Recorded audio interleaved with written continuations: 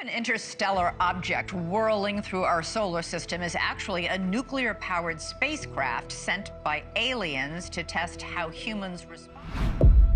How do you weigh three messengers from other suns when each one speaks a different dialect?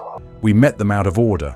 ʻOumuamua flashed through in 2017 like a sentence cut in half. Borisov arrived in 2019 and behaved like a comet we already knew. 3I Atlas is the present tense. A 2025 traveler with a detailed calendar and a habit of tilting the table just when we think it's level. Same road across the solar system. Three very different footprints. Start with how we found them. ʻOumuamua appeared in Pan-STARRS images on the 19th of October 2017, already heading away after its turn around the Sun. The speed gave it away. Too fast for a bound orbit, open like a sling stone. There was barely time to point the best instruments. We waved from the platform as the train pulled out. Borisov was kinder. Gennady Borisov spotted it at the end of August 2019. It brightened toward a December perihelion and kept its shape in every frame. Coma, tail, steady growth.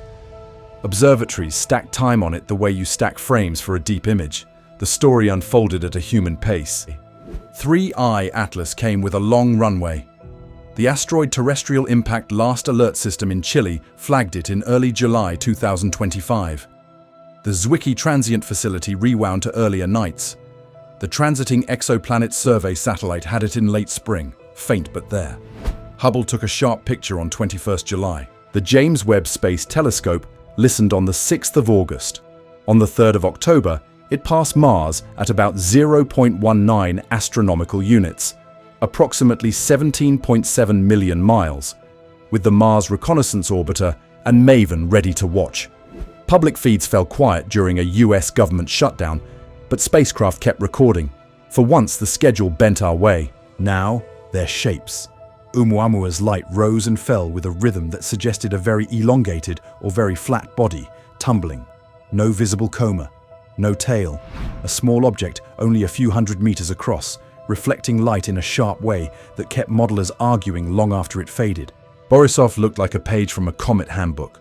A nucleus on the order of half a kilometer to a kilometer. Dust around it. Gas lines where you expected them. The shape never stole the scene. 3I Atlas carries a small core wrapped in a bright haze. Hubble set a firm ceiling under 5.6 kilometers across, with many teams favoring much smaller. Polarimetry found a deep, narrow negative branch, dust scattering sunlight the way very cold outer worlds do. Icy grains skinned in dark organics, arranged in an unusual pattern this close to the Sun. A Perseverance rover navcam added a quick illusion. A time-scanned image turned the inner haze into a slim rod, tracked the comet and star's smear. Scan while the comet moves and the comet smears. Stretched seconds, not steel. Chemistry split them even more. Oumuamua kept quiet. No standard emission bands in any wavelength we tried. A small non-gravitational push on its path hinted at hidden gas, exotic ices, or brittle sheets shedding momentum. With no coma to interrogate, the argument leaned on dynamics. Borisov opened the cupboard. Water, carbon monoxide, cyanide, dust, in ratios we see in long-period comets from our own deep cold. It even fragmented as the heat rose. The message was simple. Other systems can build familiar snowballs. 3I Atlas set a different table. Webb heard carbon dioxide leading by a wide margin, roughly 8 parts CO, 2 to 1 part water vapor. Carbon monoxide present, water whispering for now. Cyanide lines strengthened from late August into September. Then the metals spoke. The Very Large Telescope recorded bright nickel lines while iron stayed muted, and this happened far from the severe heat near the Sun. One idea, some nickel rides in more volatile compounds and escapes sooner, while iron hangs on in tougher grains. Dust physics offers another, where grain size and shape bias, how light makes one element stand taller than another. Either way, nickel arrived early. Color tried a plot twist. During a total lunar eclipse on 7 to 8 September, 2 seasoned astrophotographers under Namibia's black sky recorded an emerald tint in the coma. Green often signals diatomic carbon, yet earlier spectra had those C2 bands weak to absent while CO2 led the chorus. The surprise lives in the timing. Maybe new surface patches woke as the comet warmed. Maybe the eclipsed sky and processing nudged the hue. We'll learn more after conjunction when fresh spectra land. If green shows up in numbers, the chemistry changed under our eyes. If it fades, the frames keep their place as beautiful puzzles. Activity and tails drew 3 different sketches. ʻOumuamua showed no tail and no fuzzy halo, yet drifted a little off the gravity-only path, a gentle push with no visible engine. That single clue carried more weight than usual, because the rest of the page was blank. Borisov matched expectations. It carried a broad dust tail, strong cyanide and carbon monoxide lines, water singing lead, then the stress of heat opening cracks and pieces. A comet with an interstellar passport. 3I Atlas started active far from the Sun. Tests caught it from 7 May to 2 June. Stacking turned a whisper into a signal, and the comet brightened by a factor of 5. Far beyond the increase you get from geometry alone.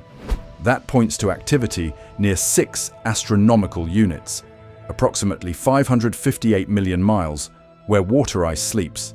Hypervolatile ices were the early breath. In July, the inner haze showed a sun-facing fan near the nucleus as dust lifted from the warm side.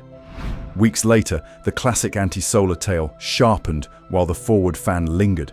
Gemini South measured the growing tail in late August and again in mid-September, stretching from tens of thousands of miles to around 100,000. The choreography matches the chemistry. Speed and paths set the tempo. ʻOumuamua cruised around 58,000 miles per hour and was gone almost as soon as we understood what we were seeing. Borisov moved closer to 72,000 miles per hour and gave us a long look before and after its turn. 3I Atlas pushes past 120,000 miles per hour. Perihelion comes on 29th October 2025 at 11:44 UTC, near 1.36 astronomical units, approximately 126 million miles.